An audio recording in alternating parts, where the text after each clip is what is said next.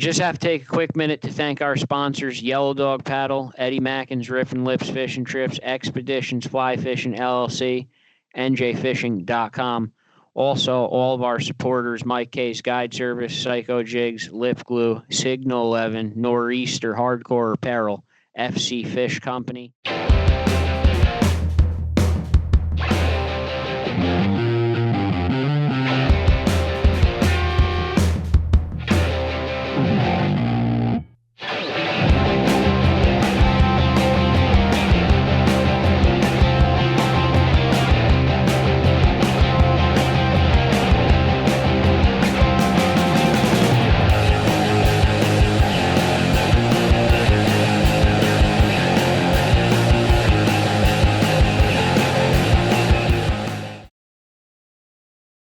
Joey X, Expeditions Fly Fishing, just did his first trip of the year. They had a great day, some beautiful brown trout. We put some of the pictures up for that. So, yeah, Expeditions Fly Fishing, servicing the West Branch of the Delaware River, fly fishing, guided, fully licensed. He also does wading trips on the Willowemac and Beaverkill. So, if you're looking to do that fly fishing trip, call Expeditions Fly Fishing today. Hello and welcome to episode number 102 of the NJ Multi-Species Podcast. I am your host, Joe Santiago. As always, my partner, Chris Pereira. So this is 102? 102. We have two 99s, no 100, no 101. What's going on? There is no 299s. There's just the thumbnail is incorrect of an error I made, and that'll be fixed to episode 101 with Greg. So where's episode 100? Episode 100's hidden. It's not being shown until a holiday, and the guest is very special, so that's cool. So it's not really episode 100. It is. No, you just skipped that. No, it doesn't make any sense. Well, you don't know. It's already recorded. No, it's not. You're not lying to everyone. It's not recorded. You don't know that. How would you know that? Because I don't have as good a stuff as you, so I'm aware of my reality. Yeah, episode 100, we wanted to do something special for it, and we are, and it's going to come out probably Memorial Day weekend, I think, because we're off, so we're going to release it then. And that's it. I'm not saying anything else about it. Okay, then I won't. I don't know why Chris is exposing me. Well, this week, pretty interesting week. We're supposed to be on the Fishmonger tomorrow. It just got canceled about an hour ago. Another heartbreaker. It's our second spring tog trip that got canceled already. But you want to know the difference between like Jerry and some of the other guys? I know there's a lot of good guys out there, a lot of good captains. But like the difference is he spent like 45 minutes with me on the phone basically explaining to me and apologizing. I'm like, dude, you don't have to explain yourself to me. He's like, no, I know, but I just wanted, I just wanted to tell you, because basically tomorrow you got a couple hours in the morning where you could maybe fish, but the fishing's been so bad that he'd basically be taking us out to catch a couple of shorts and maybe a keeper for an hour or two and then get our asses kicked on the way in the afternoon. So it's just basically the honesty is appreciated, and you get to save the money. Obviously, the captain loses the money. Everyone hates to see that shit too, but the honesty goes a long way. Dude, there's no other way to put it, right? I told everyone before he even made the decision. I said, look, you can look at the weather all you want, right? But they're gonna know what's best, and if he thinks he knows who's going, like he knows. If he thinks that he can get on a decent bite or have a chance at having a decent day catching fish, yeah, he'll go through, like he'll beat our ass out there as long as it's safe. Like we'll suffer out there. That's not an issue. But he kind of knows that. Yeah, he knows. I mean, his decision's not strictly based on weather alone. It's obviously based on the fishing he's been doing, and he's just being honest, and it goes a long way. We wanted to fish with him, obviously, but hey, it is what it is. Yeah. it sucks. Jerry, if you're watching this, like, take a sea bass fishing or porgy, like, do something. Everything gets canceled. Bring us somewhere. Like, take us. I'll do anything. I think it's me, dude. I think I'm cursed. I really do. You've been on more than me because I got the one time I had COVID. Yeah, I missed all the fluke trips. They got blown out. We're cursed with the Monger, always. It was like our favorite boat, dream boat, before we started this, and now we could get on it, and we can't ever get on it somehow anyway. And he refuses to come on the podcast. But now he wants to come on. He'll come on. He'll come on. He's got to find the time. I mean, I've never seen someone so busy in my life. I mean, he is busy. I don't blame him, though. Now he's got his new project going. What's it called? I forgot what it's called. I think you save it for he can reveal it on here. Yeah, we'll reveal it when he comes on. New side project that they're working on. He's in partnership with another captain. It looks cool. Tonight's guest, I'll attempt to say her name, Alyssa Rae Pasek. That's what I'll say. She's a content creator from Nebraska. Obviously, the show being the multi-species podcast, NJ, but we have to eventually sometimes leave NJ. So we're going to go to Nebraska to a female angler that fishes for all kinds of shit that we don't even know what it is. Some of these fish don't even bite. You have to catch them with just a treble hook. So she'll be here shortly. I just wanted to touch on real quick one thing I noticed this week, and I commented on it on social media, the pond stocking. I used to always complain about this when I went trout fishing, that I would spend all day catching like 9-inch fish in the river, and I would see all these people in like these little park ponds with like bigger fish. It would piss me off really bad, and I would kind of say to myself, why does the state even waste so many trout on these lakes, these little ponds? They belong in the river. You know, I kind of had that mentality. Now, my kids have been like asking me to go fishing like every day. And I usually, when I go fishing, a minimal drive's 35 minutes to an hour. That's typical. They have me fishing these little ponds around my house that I've never fished. I've lived here 10 years, never fished these lakes. And they're all stocked with trout, and the kids are catching trout. And then I went in the digest the other day, the Warmwater fishing, stocking, whatever. All that information's available on there. And I found another pond by my house where the state throws like an unbelievable amount of catfish into this little pond. So I took kids there. Caught a couple giant catfish. I put some pictures up of that. So, yeah, a totally newfound appreciation for kind of the stocking program in these little ponds now that I have kids. But it is like totally learning how to fish again. Like, I'm back to fishing with like power bait. I got bells on the rods and fork sticks. Like, it's like back to square one. Trying to like adjust to fish these little ponds. Like, I'm not used to it. It seems so simple, but like it's not, I guess. I mean, it is simple. Isn't that the whole point? What do you mean? I mean, I guess it's like, I don't know how to explain it. Like, it doesn't feel like fishing to me, but they're like loving it, you know, like they're going nuts over it. Like, I'm just sitting there looking at it. Land-based fishing on the pond, but they're just loving it. So it's just like bringing this new kind of appreciation to the whole stocking program, and the even the Warmwater stocking program. They're catching these big channel catfish out of these little ponds. You know, they only got there because New Jersey put them there, and I found that in the book. I didn't even know. And sure as hell went over there and threw a catfish bait out, and bang, they started hitting them right away. So just really cool shit for kids in all these little ponds.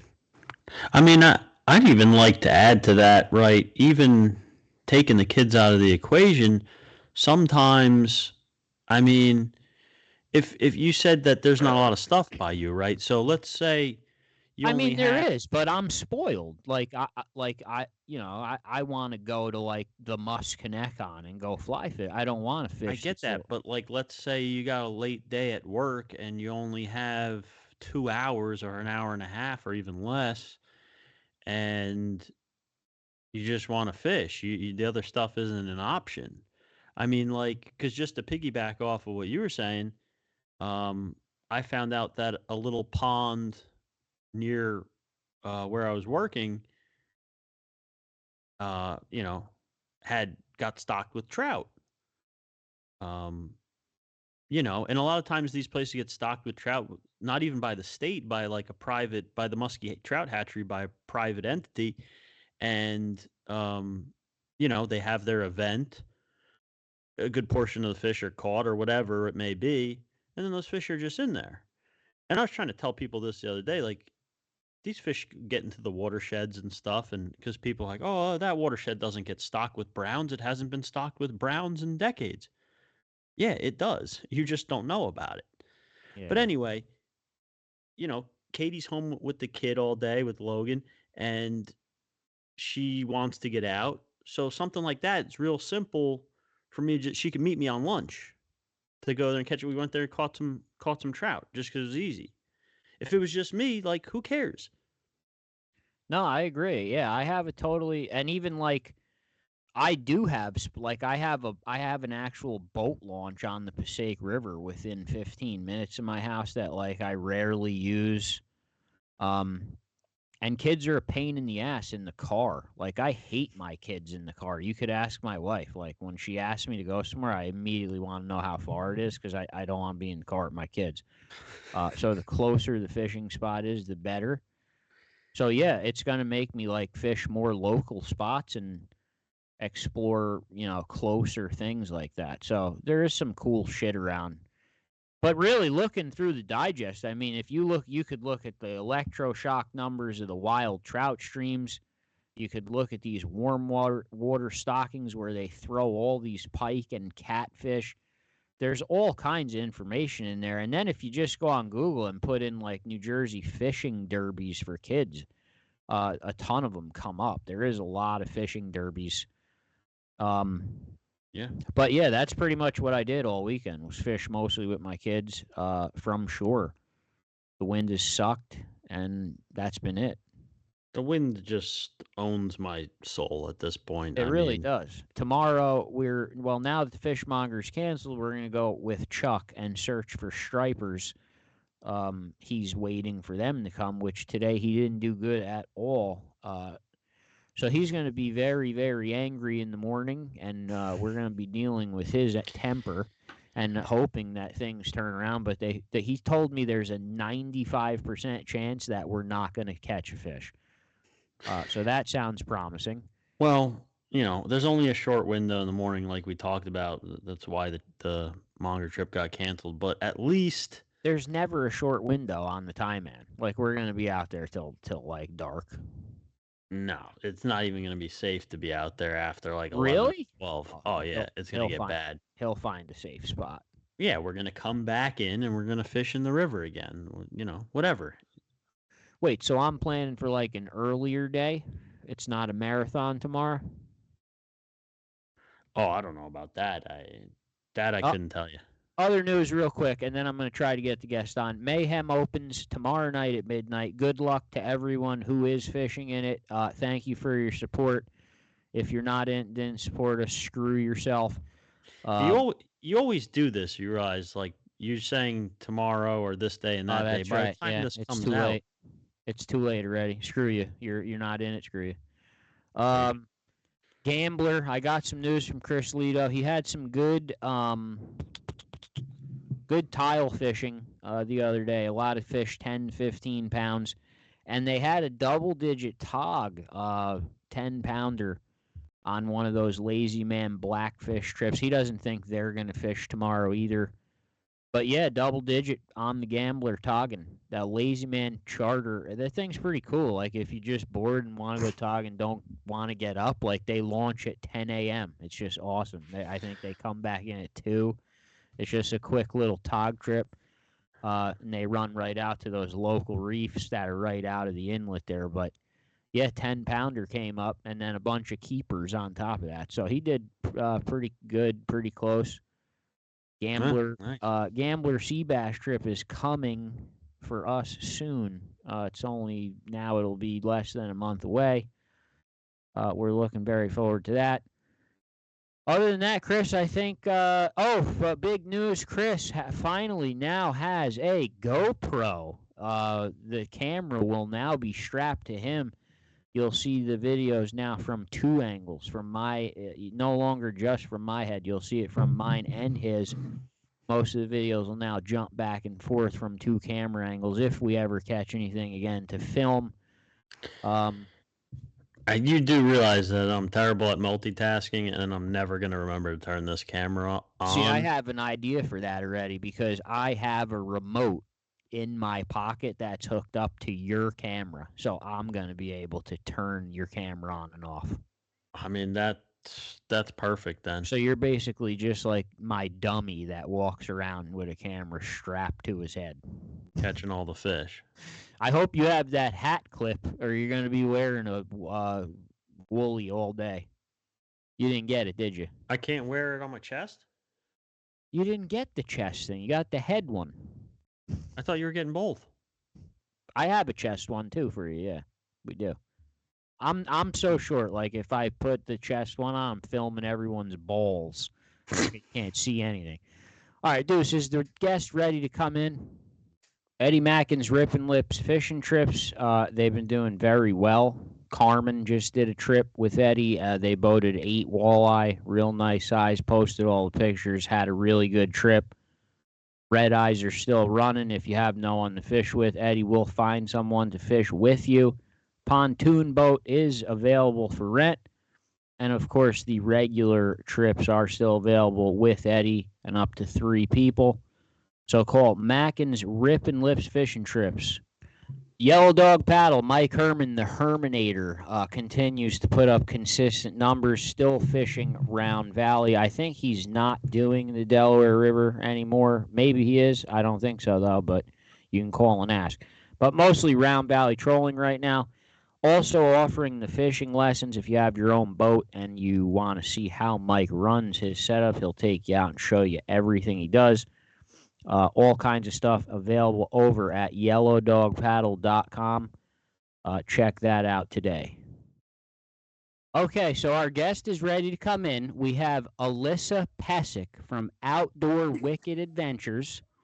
She is a part of a content creation company that travels all over the place, chasing all kinds of species that me and Chris have no idea what they are or how to fish them.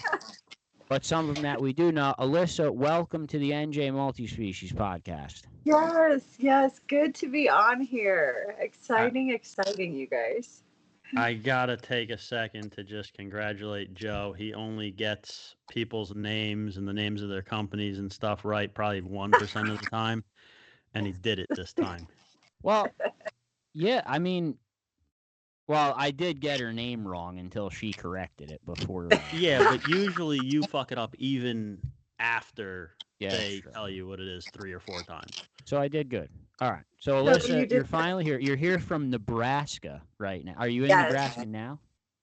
I am in Nebraska now. So I am stationed in Nebraska.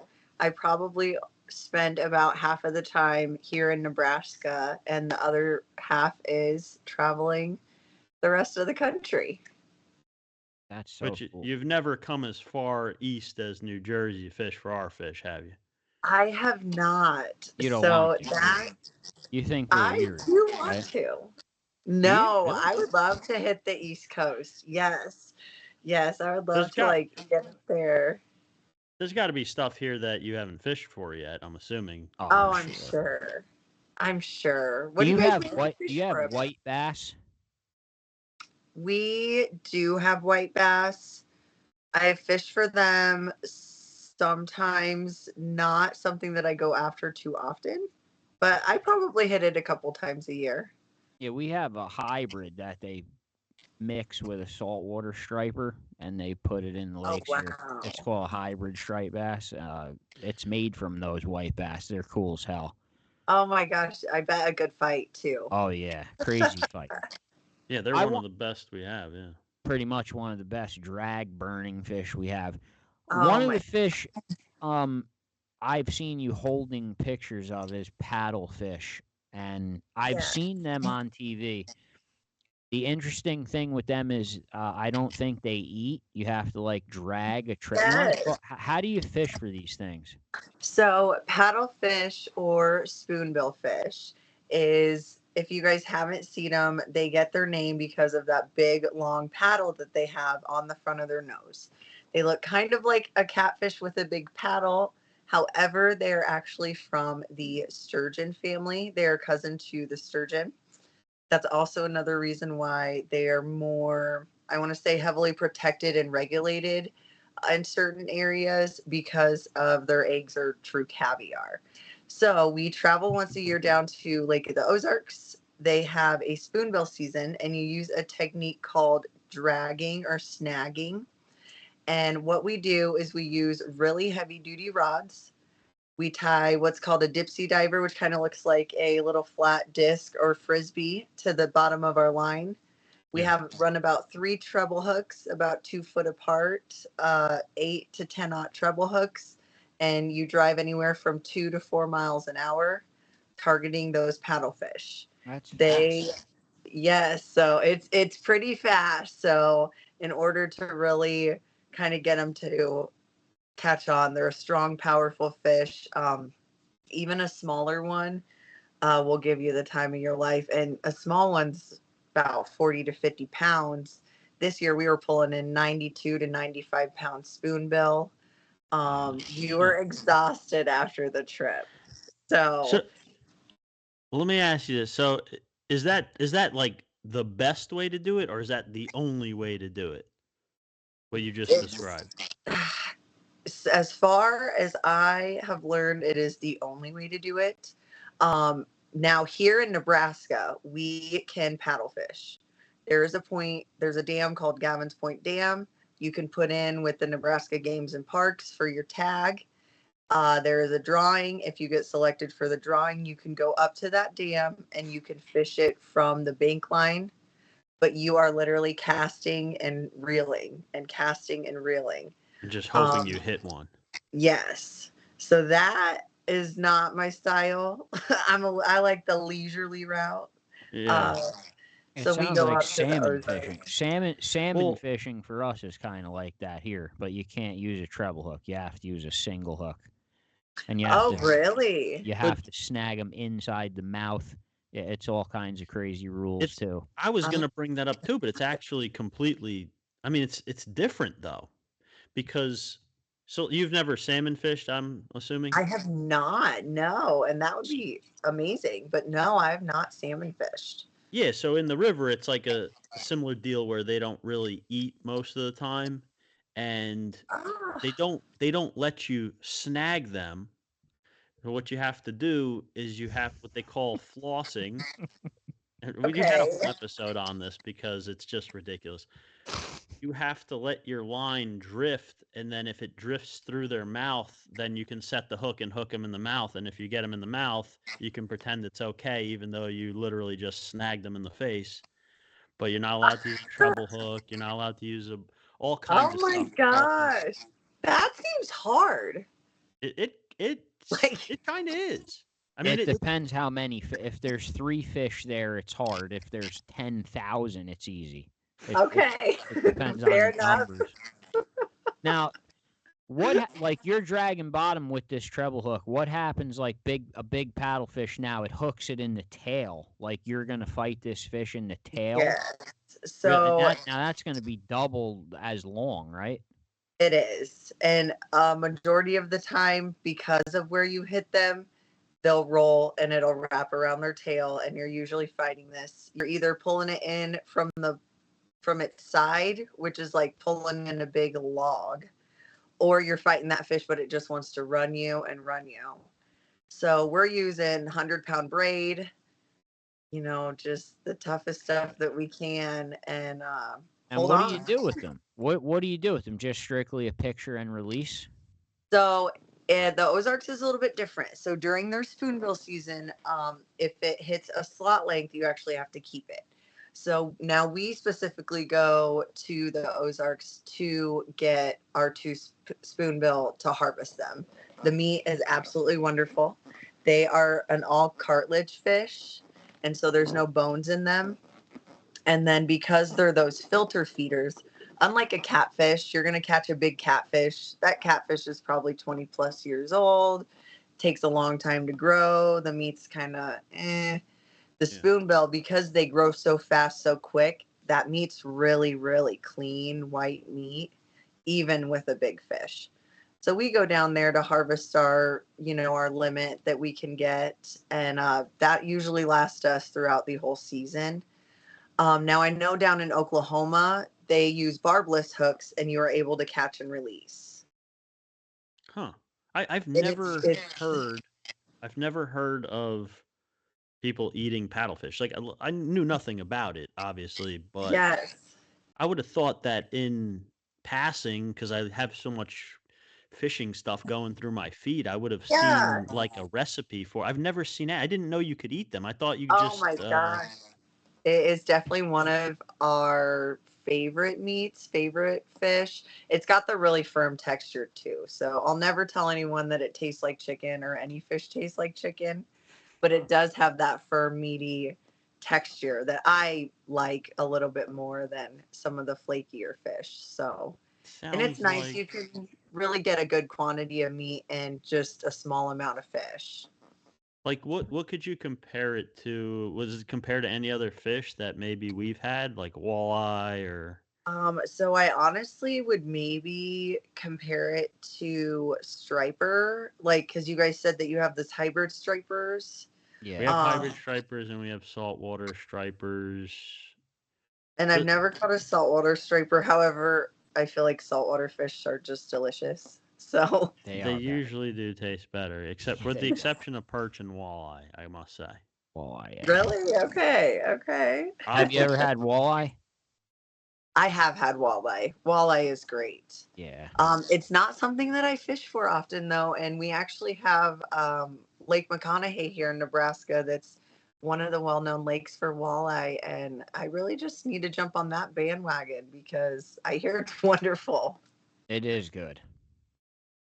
Yeah, they're not the strongest fighting fish in the world, but you kind of fish for them to try to get that nice thump bite, and I don't know, they're just kind of not a rarer species, but it's just I don't know, they have this allure to them, and they do. They look crazy looking, right? Like you're like, whoa, we just pulled that out of fresh water. It looks so kind of mean looking, And they taste delicious, and I don't know. Something about them, there's just a special allure to them besides the just tasting delicious. We catch and release them too, so. Yeah, absolutely. Now I know there's not just paddlefish, because you post all kinds of crazy videos of you stuck in the mud. You're doing all kinds of crazy shit. You have giant blue catfish. What else do you like to fish for in Nebraska? So in Nebraska, definitely we hit that Missouri River for the blue cats, but I love fishing for my grass carp. Really? It sounds so silly. What do those my gosh. Those eat anything? Oh my gosh, I fish on them with corn. Like really? I use canned corn. Just like regular carp. Put it on a little pan hook and I catch these grass carp. And when you say grass carp, is it a carp with the eyes out of the side of its head or the one in the front? So it's the one that's going to be that has in the front, and they're more golden. Yeah, so it's our carp, right? Oh, wait. What we call grass carp, they're like longer and skinnier rather than fatter. And they have kind of like a pointier head. Okay. Yeah. So that's like how I guess like I fish for any of the carp. I've caught like all of them, and I'm really bad. I group them all together, but I catch them. I don't think it's just you. I think it's interesting because I bet you there's a couple of fish that you guys call one thing, we call another thing. I'm not even sure now if we were talking about the same fish when we were talking about walleye. We're talking about the golden colored one with the marble eyes that are easier to catch at night. Yes. Okay. Because I'm telling you, in some places, what they call walleye is what we call pike. Oh, interesting. Okay. So I was dead serious asking that question, but the carp. So I guess what we call a common carp, you guys call a grass carp, I guess. No, we have our commons too. Oh, okay. I think I was just kind of grouping them all together in one, but we definitely have I'm really bad at I call them buffalo carp too, and everyone corrects me all the time. They're not actually a buffalo carp. They're like a sucker of some sort, but they look like a carp. I've seen them. Those look really cool. I would love to catch one of those. Yeah. They're super neat, super fun. They all fight hard, It's a great fighting fish. You also make like your own rigs, right? Don't you sell rigs that you make?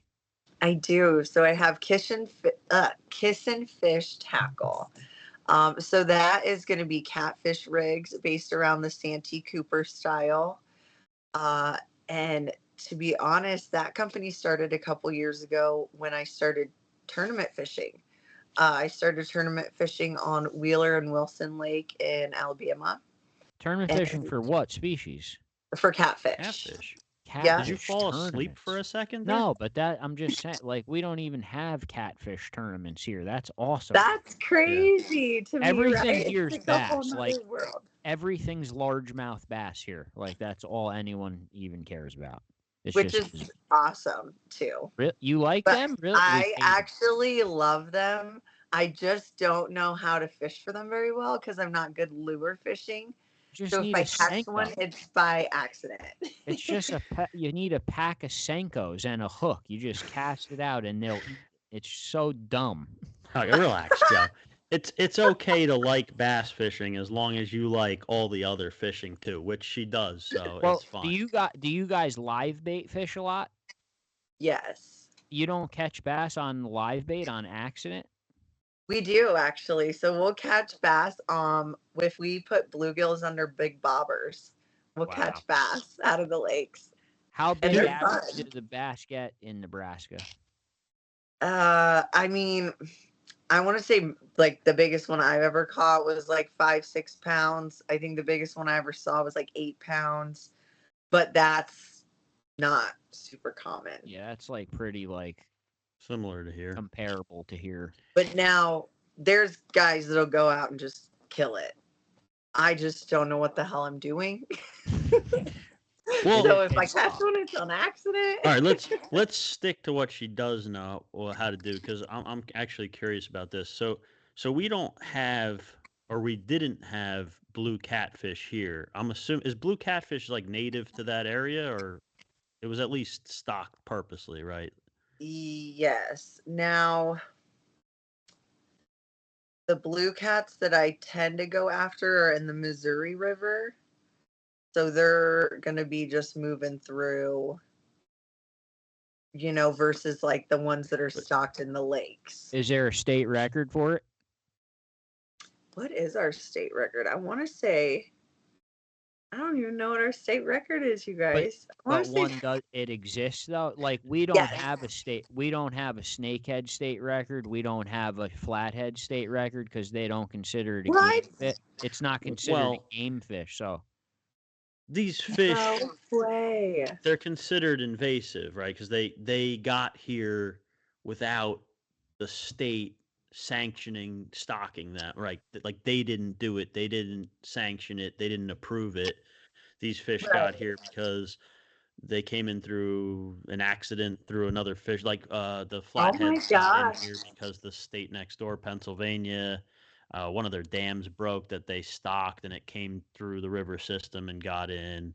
Snakeheads got here because apparently people threw them out of their fish tank into the river. Oh, cute. But so that's kind of what I'm getting at, right? So we now have people are starting to see blue catfish coming up Delaware River here from other places like I guess for like the Chesapeake Bay watershed and all that stuff. Okay. It's coming up into here, so they're starting to see blue catfish. So I'm assuming we're going to be fishing for blue catfish in our river system. You know, they're going to be pretty Yeah. frequent, I would imagine, in the next couple of years. So I'm curious as to how you guys fish for them, especially with this bobber setup, because even the catfishing that we do here, I don't know.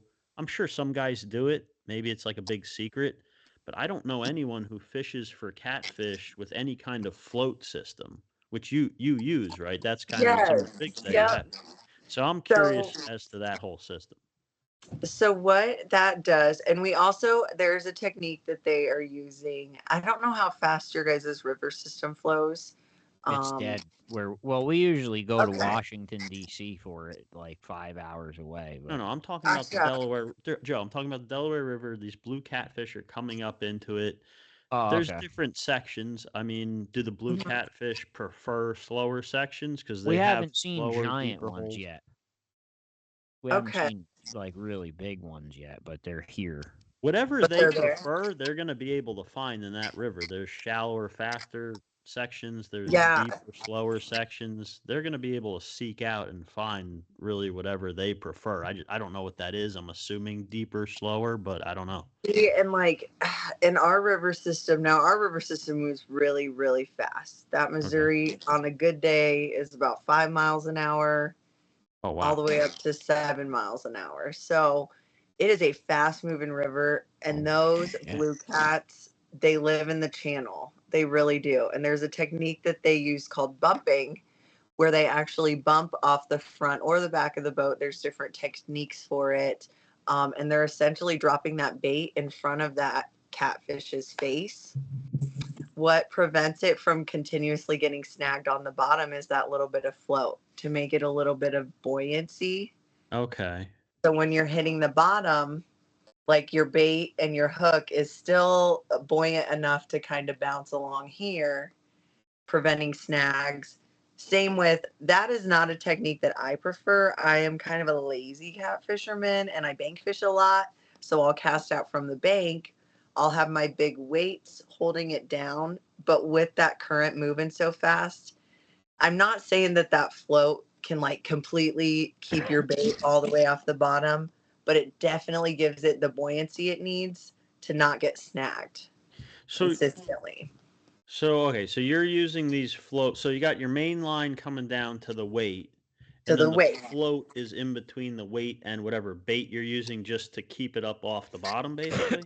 It is. It's Yeah. almost like our like our bluefish rig. I seen pictures of it. Like the float is right down by the hook just to get it off the bottom. It is. Yep. You could actually, if you caught a blue catfish here and you got caught putting it back, you could get a ticket for doing that. So Like that is what you're like.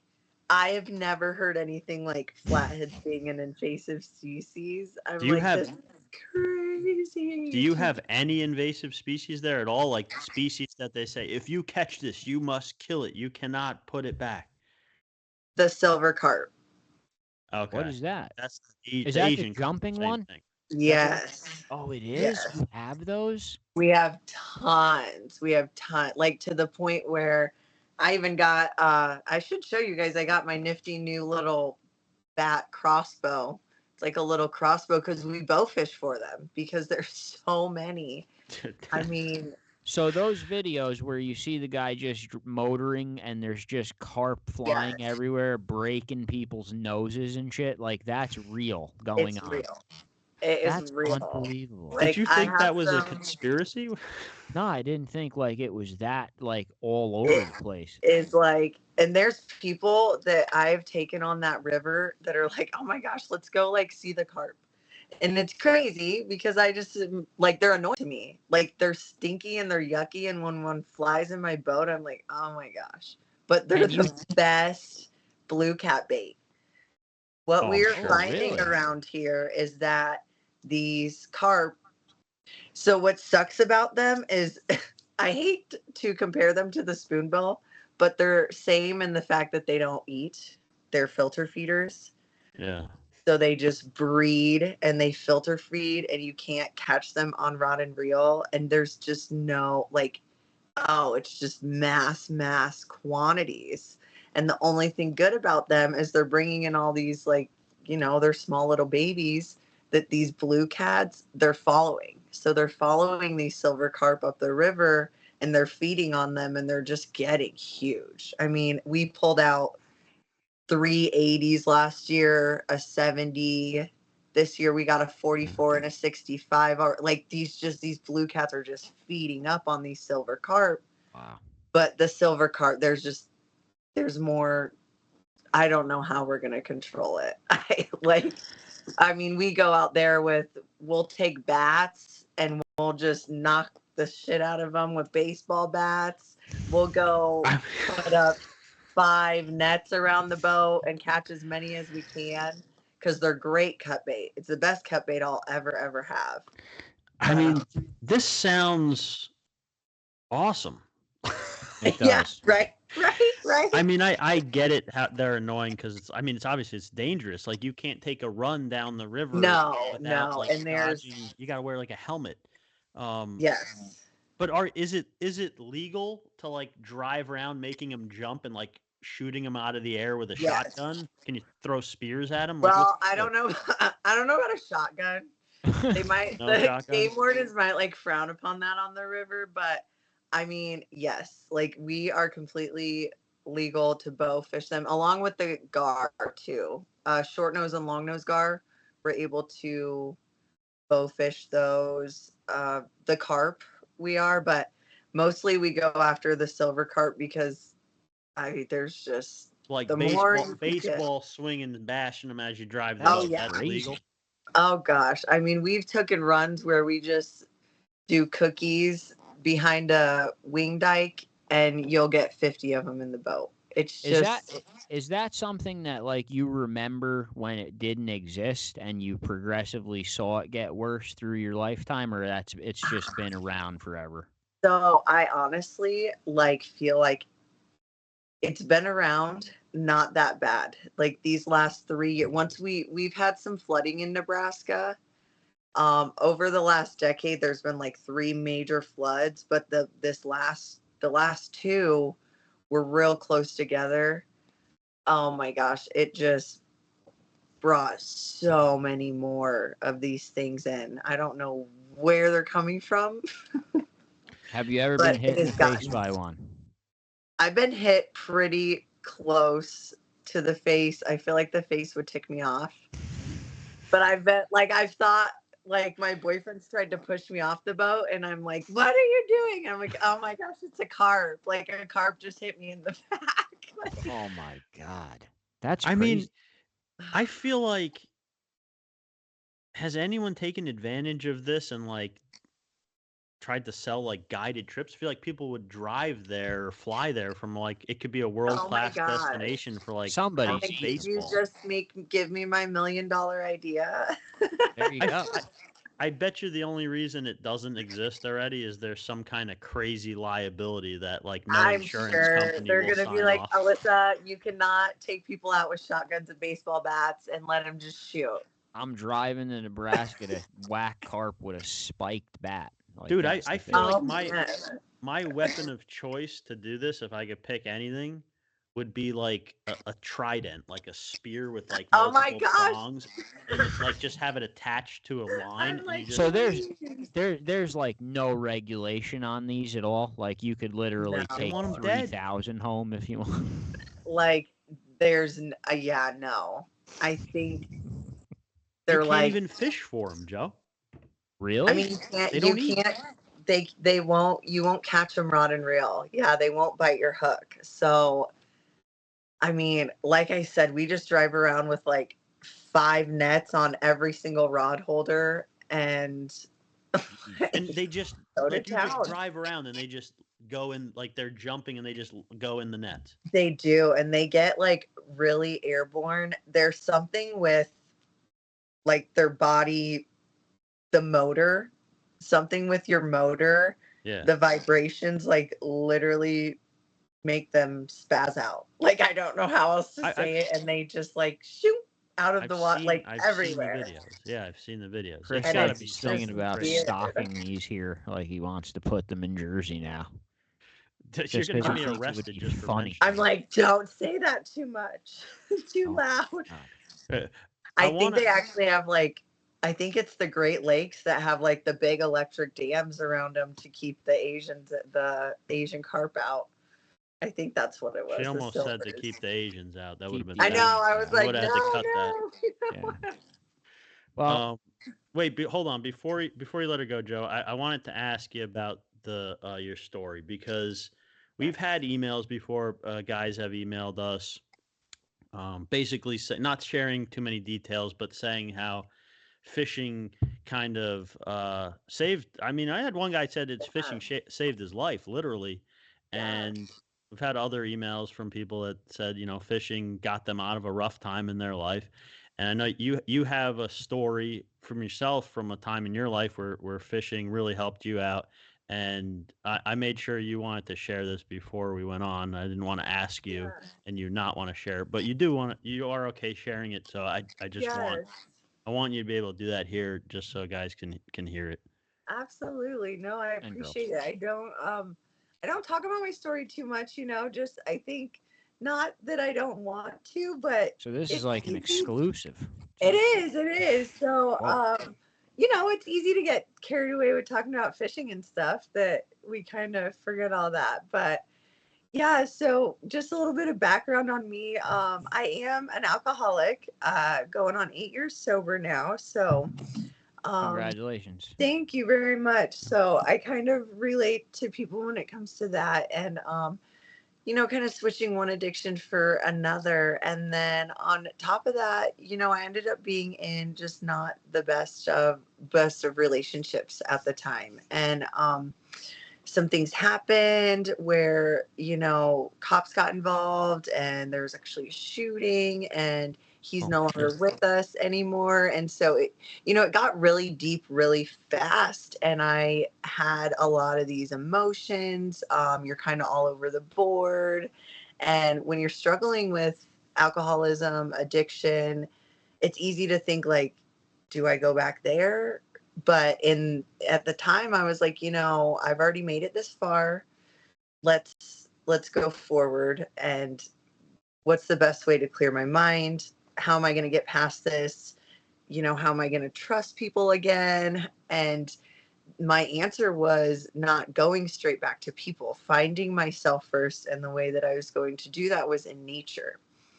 And a lot of people are like, oh my gosh, so you didn't grow up like fishing and hunting? I didn't actually. So I grew up with a dad who was like very tactical, but we didn't hunt. So we knew all the tactical things, but we didn't actually hunt. So going through this experience, I started getting out into nature more and finding out what I really liked in nature, what was important to me, what I needed to do to take care of myself, my two young boys. And it started with the love of camping, as silly as that sounds. But I fell in love with being able to go into nature, set up my own home, my own kitchen, as fancy as I wanted it to be, and be self sustaining. Therefore, I didn't have to rely on anyone or anything to get me what I needed to take care of myself and my kids. So I fell in love with this. And with growing in that, that's where okay, well, now we hunt our own food. Well, now we harvest our own fish. Well, even just today, I came back just an hour before I talked to you guys because I was getting morel mushrooms. I saw that. Just really, yes, just really getting in tune to nature. And I actually had to get away from like the social media aspect of it to find myself and what I really wanted in life. And that's how we get to, the fishing saved me, the outdoors saved me. Chasing all these different species and different things has saved me. Getting to meet, I mean, I got to go and meet one of my girlfriends who was on Naked and Afraid, Mallory, who's down in Texas, like I would have never met these people and been able to do podcasts with guys from New Jersey. Like, just this is a totally insane world, right? You share. We really don't do a lot of guests from too far away. Basically, just stuff that we could drive to, and really the only two is you and Ted Nugent. So oh my gosh, you're sharing. Yeah, and he's so cool. That's basically he's right. You and Uncle Ted are the only two like out of tri-state area episodes, really. I think we did one Florida one. You just put me in that category. Yeah, you're on Ted Nugent's level. That's it. Sorry, it's official. I'm like, I'm dead right now. Like, even watching that episode, which that episode was a little while ago. Yeah, it was. Honestly, but oh my gosh, what a riot. He's a freaking riot. Oh my gosh. Yeah. We're lucky enough to be friends with Steve from Signal 11 Lures, and he's friends with Ted through his products, and that's how we got to meet Ted on here and have him come on. It was just, I mean, he's real. Awesome. Oh, that was real. That was freaking awesome, you guys. I was like, cool. Oh my gosh. Yeah, like stuff like that. I can't believe that, and it would have gone a really, really not so good direction had I decided to go back into, the hole, but I didn't. Good for you. No, and I mean that takes some strength that a lot of people obviously don't have. I mean, you see a lot of stories that start out like yours. Most of them don't end well. I mean, it's hard, yeah. And yeah, like I said, a lot of guys have these stories. Not so many people are comfortable sharing them. So thanks for sharing it on here, because it's really, I mean, it's great for people to hear that too. And yours just sounds pretty intense, even without any details. And I mean, it's I just need people to know, like it sucks, but you also need people like, and not to mention female anglers out there. Like, I promise you could do it. I wrestled a 50-pound flathead myself. I promise you could do it. You just do it, And I think it's like, let's not be scared. There's so many female anglers that are like, I'm so nervous to do this. Like, what if a guy's going to judge me? Like, for one, a guy should not judge you if you're out trying to do the dang thing. And for two, oh my gosh, the confidence you get once you go out. It don't have to be a big fish. You freaking did that. You freaking baited that hook and you caught a fish. Holy shit. Like, that's a big day. And it just grows. It grows from here. Alyssa, before we have to let you go and we don't ruin your entire night, where people watching this, where can they find all your YouTube channels and Facebooks? And then also, where can they find your products and rigs that you sell? Yes. So we are on YouTube as Outdoor Wicked Adventures. And then my Facebook is my name, Alyssa Rae Pasek. We also have a separate Outdoor Wicked Adventures page. And then I also have the Kiss and Fish page, which is all on Facebook. You have to make sure it's the right Alyssa Pesek too, because I think there's like 19 fake ones and one. Is there seriously? Oh yeah, there's a lot. Yeah, there's a lot of fake ones. Oh my gosh. There's some people whose job it is just to make fake accounts for people that have a lot of followers and try to steal money from it. It's bad. Oh my gosh. I'm like, between that. It's worse for females too. Yeah, much worse. If you can imagine. I'm like, well, make sure you have the right Facebook page. Well, you have the blue, she's got the blue check mark. Right? I do, yes. Yes, I have the blue check mark. That makes it easy. I promise I'm not that cool. Don't steal my identity. We don't even have the blue check mark. We're not even official at all. Like, we're just losers. You're more official than us. Oh no, you're official. Okay. Like, I got on Uncle Ted level. Like, you're official. There you go. Alyssa, I want to thank you so much for taking your time to come on. It's really been fun. hopefully we It could was have awesome, you you guys. back on here again and maybe do some like co-collab video work together. That'd be awesome. That's so cool. Oh my gosh, that'd be. Well, now I'm like, I need to get up your way and salmon fish because I love to eat salmon, and I've Chris never hates caught salmon. it. So. He hates salmon fish. It's like the No. thing. Hold on.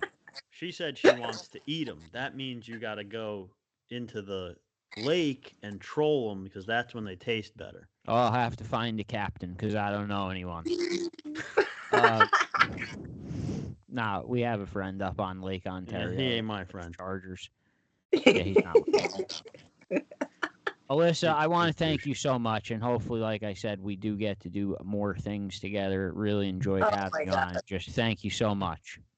Thank you, Joe and Chris. It's been absolutely awesome to hang out with you guys. I cannot wait to work on some stuff together for sure. It was really cool. You gotta like tag us and next time you go Asian carp baseball smashing, whatever. My I don't know gosh, what you call I it. will. And I'll take my bow and I have all the things. And I will. Can you guys, hit one with a spear for me? I'm gonna hit it. I'll be like, this is for you, Chris. It'll be like slow motion and everything. If you take out more than one with the same spear throw, that's it. I'm done. That's amazing. I'll die happy. Alyssa, thank you so much. Thank you guys. Have a wonderful rest of your evening. You too. You too. Take care.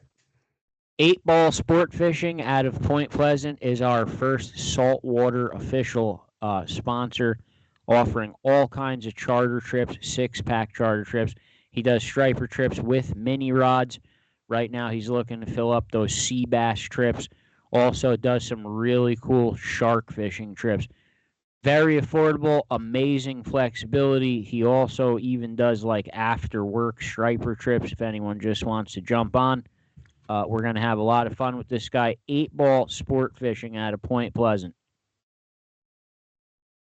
All right, so Alyssa Pesek, she's really cool. And yeah, multi-species of like a totally different set of species we don't have. Really interesting. I was curious about the grass carp thing with her. I just didn't want to make it like a 90-minute conversation because I have a lake by me that's filled with grass carp. I can't get them to eat anything. Like they just won't eat. Really?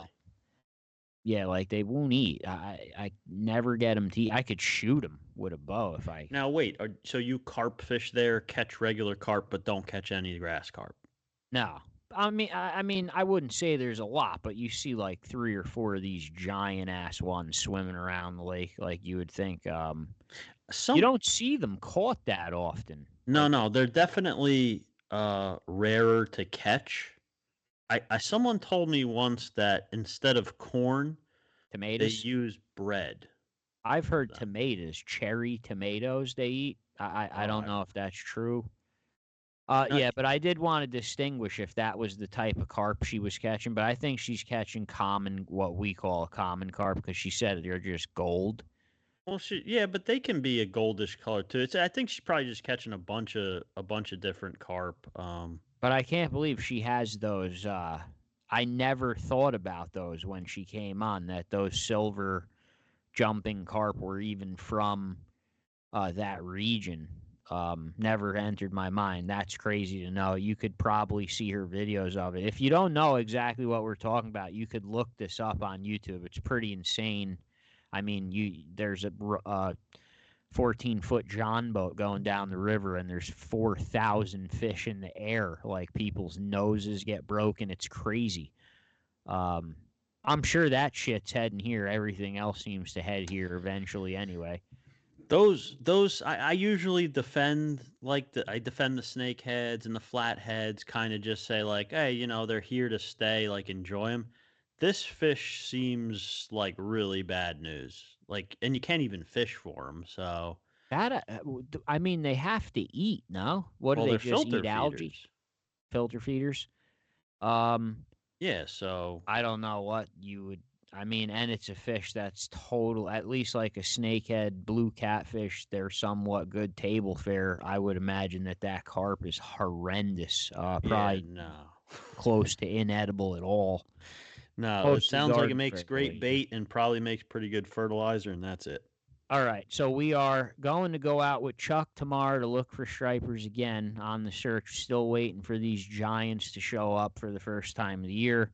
Eventually they will. Hopefully we're there on the day that they do. Hopefully that day's tomorrow. And yeah, that's it. Chris, who's the guest for next week? So next week we have Emily from the Littoral Society, which does a lot of the fish tagging and stuff. Oh, yeah. Okay, I remember this. Yeah, so fish tagging. Wow, we have a lot of females in a row. That's crazy. Yeah, That's we do. New. So yeah, Emily from fish tagging next week. And yeah, fishing for stripers this weekend. There's a couple trout derbies. I'm probably gonna just take my kids to and enter them into some trout derbies. Probably I just want the wind to stop blowing so that Yeah, I can do whatever I want to do The wind and has stop stopped. having to be forced to like fish from land and fish for like the other day. I literally no options except going trout fishing. I still raise this topic, and I'm not going to get into the whole thing here, but because people constantly throw around all the global warming and the ice fishing for the past 3 years, there was no ice season. A lot of that shit has to do with the wind. There's been a definite like major shift in the Earth's wind in the past I would say 5 to 10 years, especially in our region where there's a constant wind. You used to see light to variable forecasts at night all the time. Fishing on glass water, it's become a rarity. And a lot of people don't take that into effect really with the change. Everyone talks about how it's getting hotter, it's getting this, it's getting that. A lot of this has to do with the wind. And we didn't have an ice fishing season in 2024, not because of temperature rises. We didn't have because of wind. The ice was just never able to form. But it's all related. It's all in one thing. But I think the wind isn't looked at as much as it should be, or they should be looking more at what's causing. They'd argue with you that that's the effect, not the cause. And I think it'd probably be pretty accurate. But I mean, look, shit's always changing. I'm not gonna get into it, but we can. It's too long of a conversation. But you could tell just by how much more of a south wind there is, how the fish have just slowly all moved up the East Coast. Every species, like winter flounder in New Jersey, aren't extinct. They just moved to Cape Cod, basically. Am I wrong or no? What? Oh, there's still some here. I mean, there's some here. I'm just saying, most of these species, it seems like every species on the East Coast kind of slipped up just a little bit. I mean, there's too many variables. Like, you're going to start a whole new episode, and Deuce is going to murder you for not ending this one now. This episode's over. Next week, we have Emily from Fish Tag, and we're going to be looking for stripers with Chuck all week, and then trout fishing with kids on the weekend. If you're looking for any book trips on any of the lake, call our guides. They're all ready to go. They're all doing very well right now. 8-Ball hasn't started fishing yet, but he is ready to go. So thank you, and see you next week. And suffer for the fish. Suffer for the fish. Tomorrow we're going to suffer like hell. Oh, yeah. Yeah.